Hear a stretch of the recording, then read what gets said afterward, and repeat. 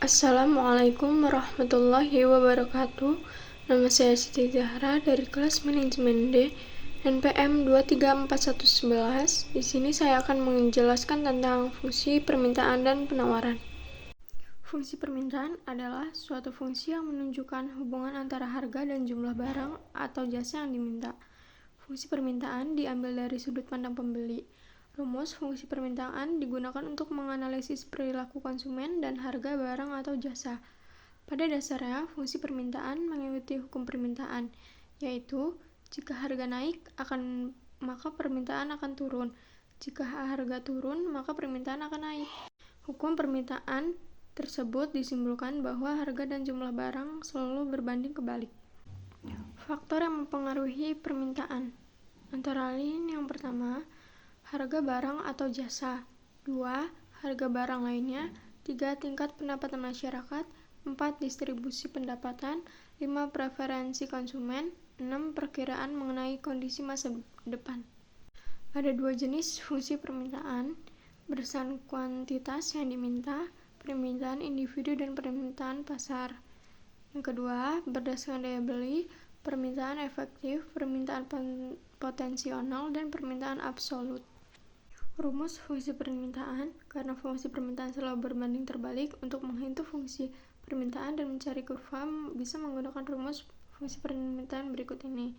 P sama dengan A min BQ atau Q sama dengan A min BP. Keterangannya yaitu P harga barang per unit, Q sama dengan jumlah barang yang diminta, A angka konstanta, B koefisien. Fungsi penawaran.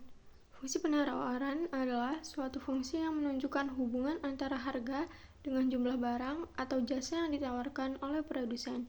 Fungsi penawaran digunakan produsen untuk menganalisa berapa banyak barang yang diproduksi. Fungsi penawaran mengikuti hukum penawaran, yaitu jika harga naik, maka jumlah barang yang ditawarkan naik. Jika harga turun, maka jumlah barang yang ditawarkan turun. Fungsi penawaran antara harga dan jumlah barang yang ditawarkan oleh produsen memiliki hubungan positif atau berbanding lurus. Faktor yang mempengaruhi fungsi penawaran. Yang pertama, biaya produksi dan operasional jasa. Biaya produksi yang tinggi membuat produsen akan lebih sedikit menjual barang di harga yang lebih mahal.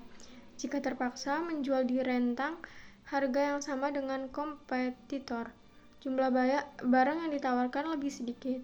Produsen tidak berani menjual lebih banyak produk karena jika tidak laku akan membuat kerugian semakin tinggi sehingga tidak bisa menutupi biaya produksi yang tinggi.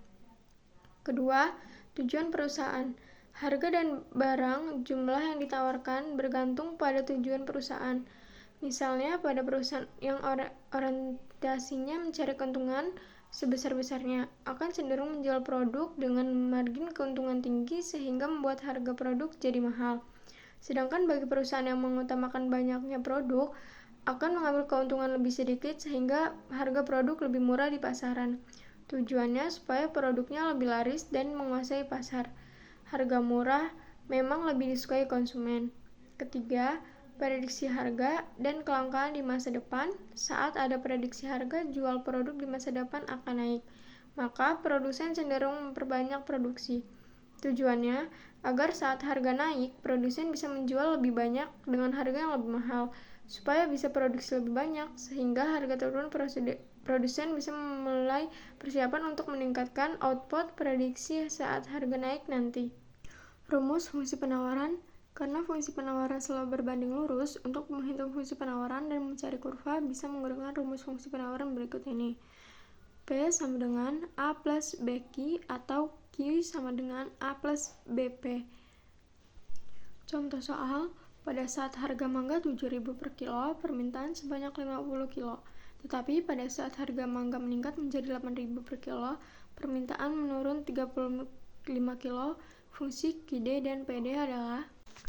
Saya akan menjawab soal yang pertama, yaitu pada saat harga mangga 7.000, permintaan 50. Pada saat harga meningkat menjadi 8.000, permintaan turun menjadi 35.000. Fungsi QD dan PD-nya adalah, kita mencari QD-nya.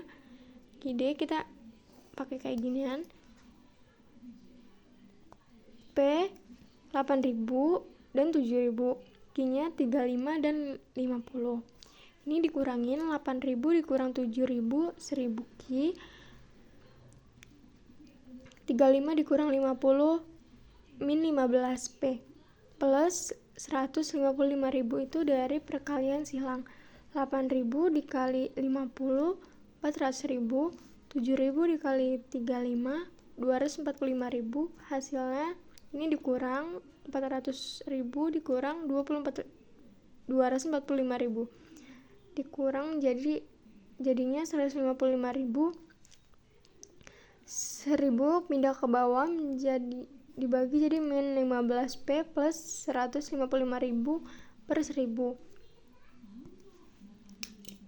Ini dicoret 15 dibagi 15, ini 200, hasilnya ini 3. Jadi hasilnya segini. Yang PD-nya di sini Q, tadi mencari Q, di sini PD, sekarang mencari PD. Q-nya yang di samping sini. Q 35.000 dan 50.000. P-nya 8.000 dan 7.000. 35 dikurang 50 min 15 P sama dengan 8.000 dikurang 7.000, 1.000 Q min 155.000 itu dari perkalian silang tadi. P sama dengan 1.000 Q min 155.000 per min 15. Itu hasilnya segini. (203). Jadi hasilnya 200 Q per min 3 min 155. Contoh 2, dalam sebuah pasar terjadi penurunan harga beras dari 12.000 per kilo menjadi 10.000 per kilo. Hal ini menyebabkan terjadinya perubahan jumlah beras yang ditawarkan dari 25 kilo menjadi 20 kilo. Berdasarkan data tersebut, QS dan PS-nya adalah.